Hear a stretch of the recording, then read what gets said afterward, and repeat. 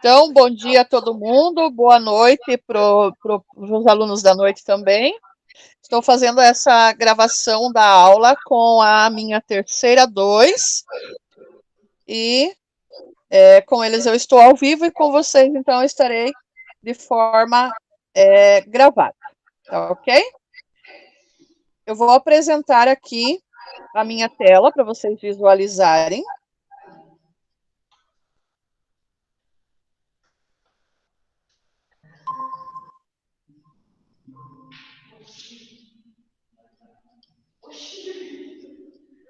Opa, esse aqui não, é esse. O assunto que a gente vai ver agora é pré-modernismo. Quem está com o livro, isso está lá na página 15 e na página 16 do livro de vocês, tá? Algumas turmas já fizeram a pesquisa de Monteiro Lobato, outros ainda vão fazer. Então, vamos começar falando sobre pré-modernismo.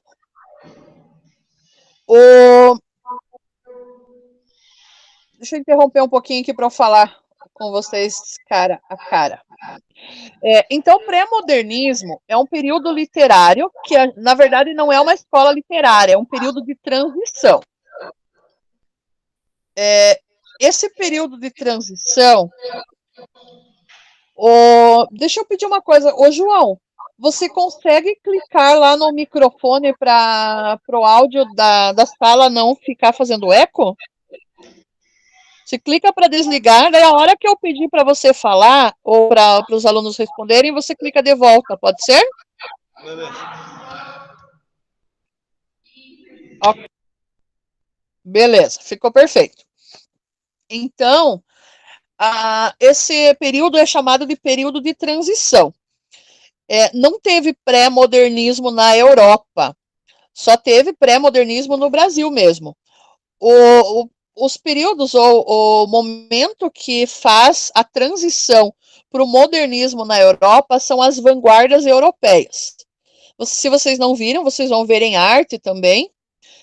São mais 6 vanguardas, mais ou menos, e 4 delas são bem importantes para o português também, né, para a literatura, porque elas também vão influenciar na literatura moderna portuguesa e até na literatura moderna brasileira, que são o cubismo, o surrealismo, o dadaísmo, o futurismo, e o expressionismo também acaba afetando a literatura, tá? Então, teve vanguardas lá na Europa e no Brasil teve o pré-modernismo. Quem são os autores pré-modernistas?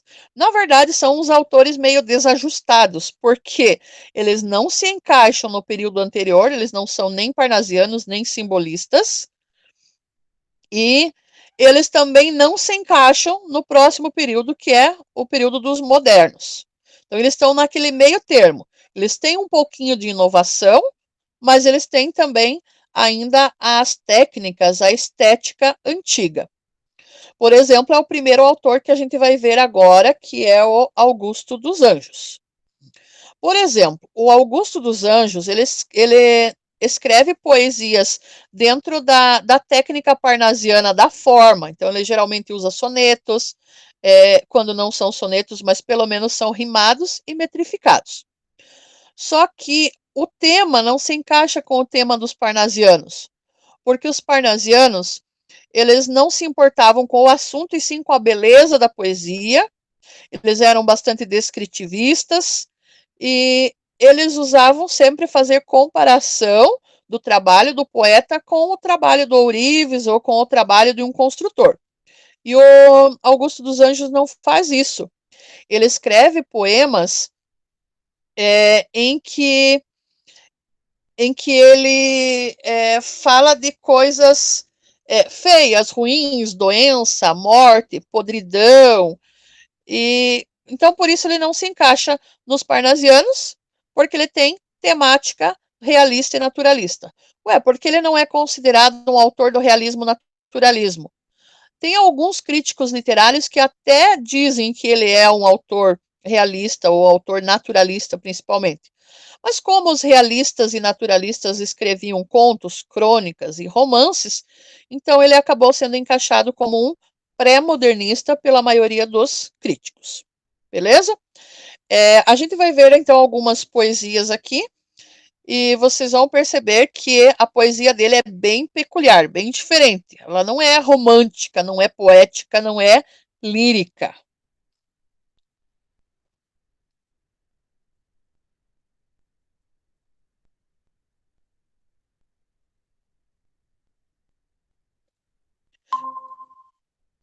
Conseguem ver bem a imagem? Façam positivo, João, se vocês conseguem ver. Ok. Então, quem estiver acompanhando pelo livro, este texto está na página 16. É O Deus Verme, Augusto dos Anjos. Fator universal do transformismo, filho da teológica matéria. Na superabundância ou na miséria, verme é seu nome obscuro de batismo.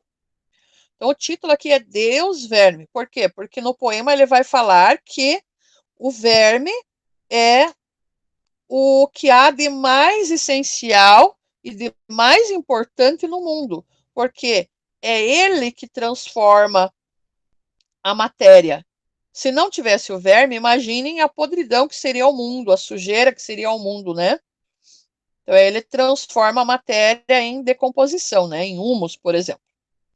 Jamais emprega o acérrimo exorcismo. Acérrimo quer dizer azedo, né? Em sua diária ocupação funérea, ele vive em contubérnio com a bactéria, livre das roupas do antropomorfismo. Então, a ocupação dele é a ocupação de decompor as coisas mortas, sejam plantas, sejam pessoas ou sejam animais. Então, seres vivos, que aí não estão mais vivos, né?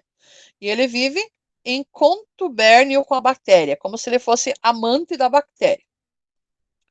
E livre das roupas do antropomorfismo, antropo é forma humana, né? Antropo é homem e morfismo é forma. Então ele não tem a forma humana. Almoça a podridão das drupas agras, janta hidrópicos, rói vísceras magras, e dos defuntos novos incha a mão. Drupas agras são frutas azedas que têm caroço. Hidrópicos são os fluidos do corpo, por exemplo, a cera do ouvido é um hidrópico.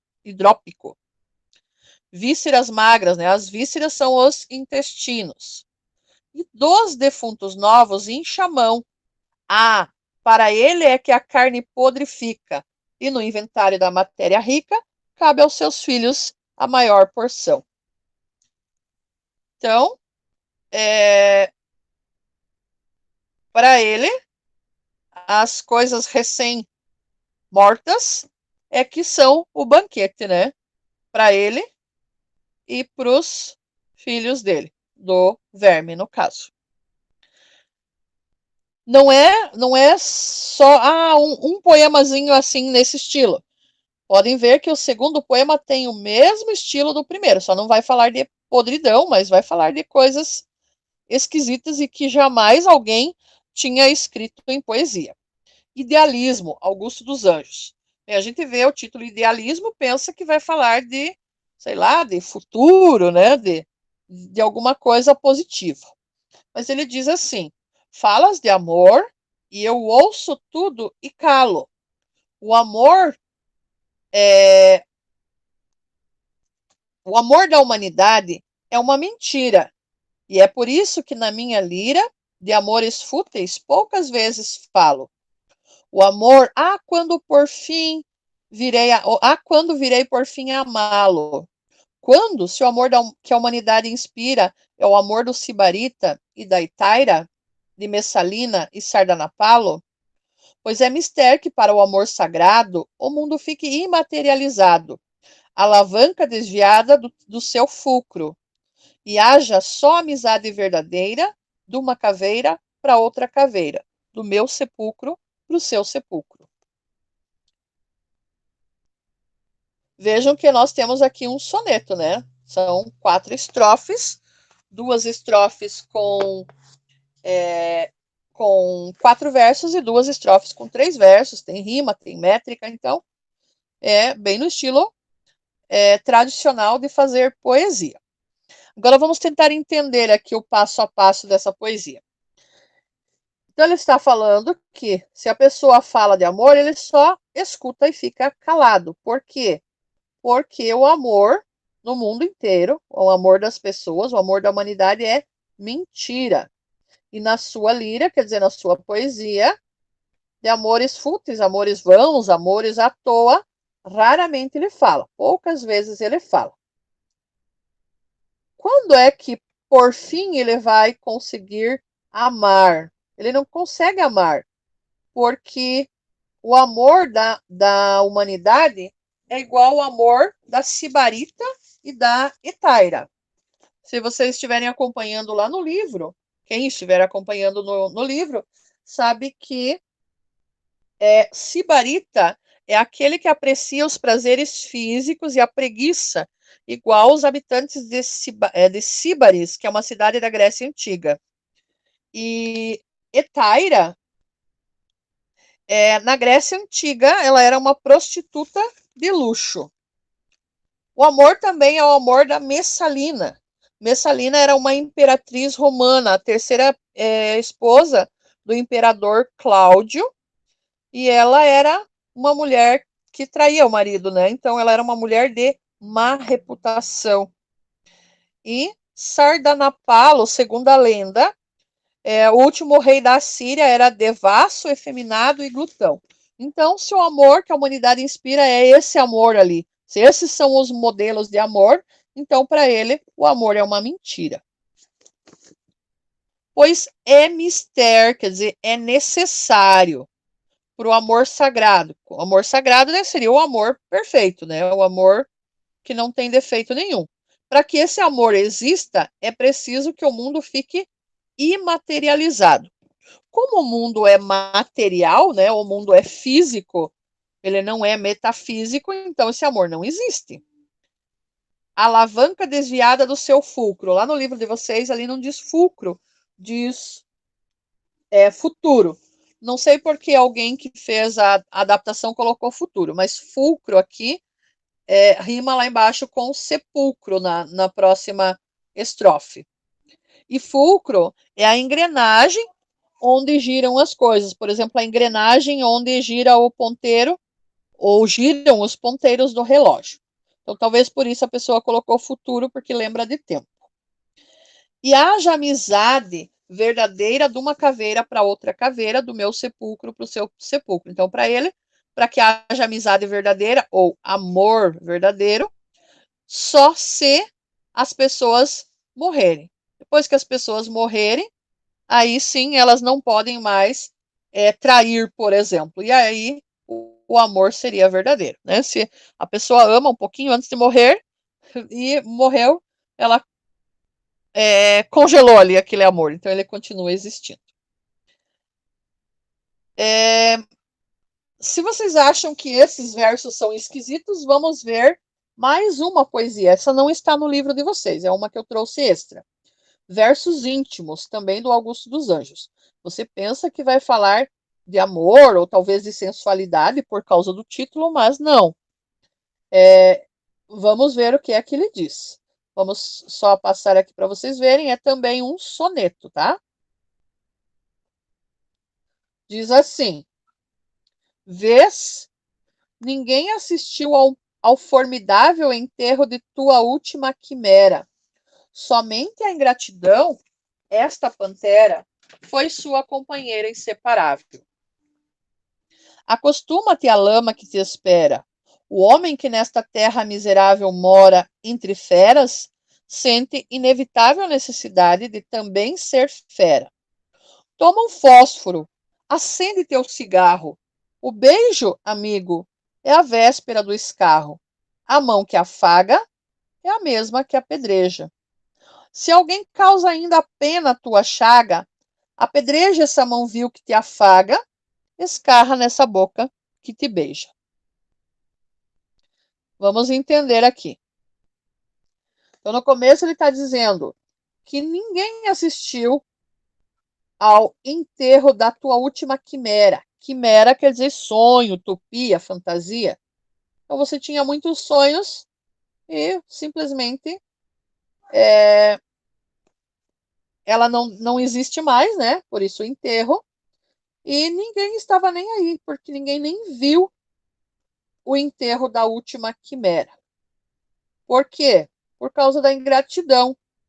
É como se a ingratidão fosse uma fera, uma pantera, que foi companheira inseparável, a sua companheira inseparável de toda a vida. Acostuma-te à lama que te espera, quer dizer, as coisas elas não vão ser sempre corretas, bonitinhas, né? Sempre nos eixos. Vão ter problemas. Aqui nós temos um pouquinho do determinismo, lá do darwinismo. A pessoa, né, o homem, o ser humano que mora entre feras, ele sente necessidade de também ser fera.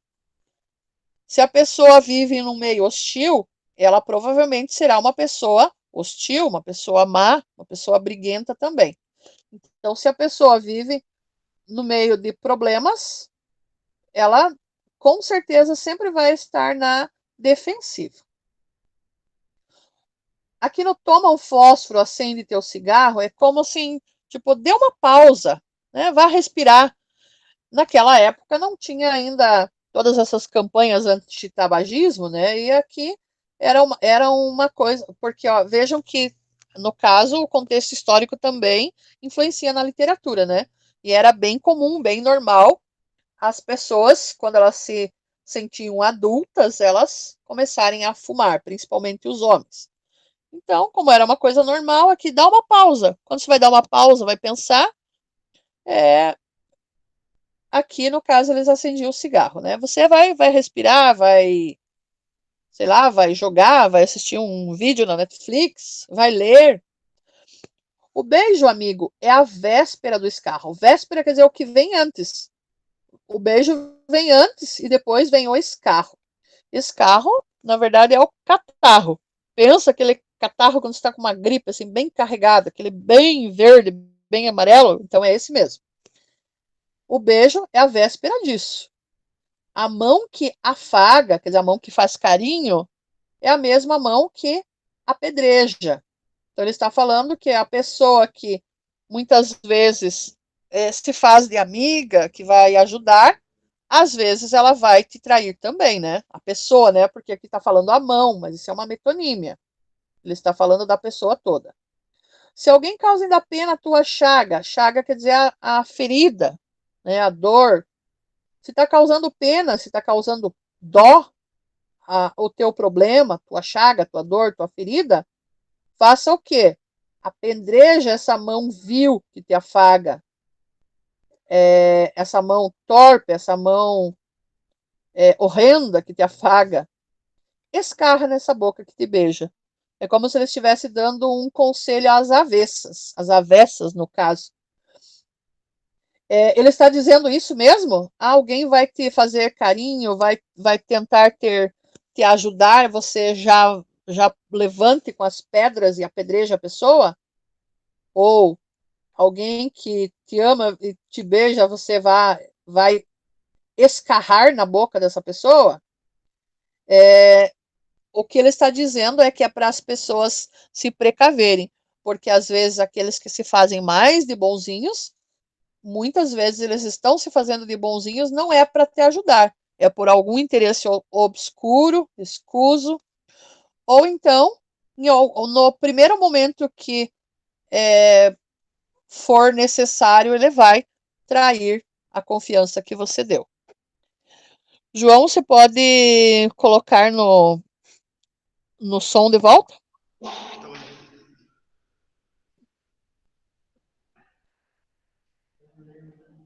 Ok. O que vocês acharam dessa poesia? Das poesias, das três? Gostaram? Elisete, Oi.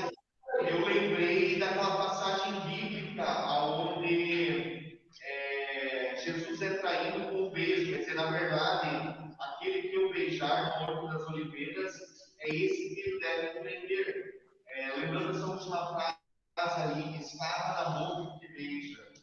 É verdade. É verdade. E só que chega mais perto do áudio aqui que tá com eco. Esse aluno agora, o aluno da terceira vez. Uhum. Não, mas era isso mesmo, só que eu lembrei dessa passagem, né? Tipo, Ah, porque sim. é a frase mais forte do poema, a frase que mais chama atenção é essa aí mesmo. É escarra Isso. nessa boca que te beija. Escarra nessa boca e te beija. E o apedreja essa mão vil que te afaga também, né? Essa é forte também achei forte. Uhum. Eu brinquei com a outra turma. Esse último poema já está logo chegando o Dia dos Namorados. Copiem lá no cartão e mandem para a namorada ou para o namorado para ver. Se a pessoa for inteligente, aí dá match. Se a pessoa não for inteligente, aí não adianta, daí ela vai brigar com você. Eu vou interromper a gravação e daí eu continuo falando com vocês, tá bom? Só um pouquinho.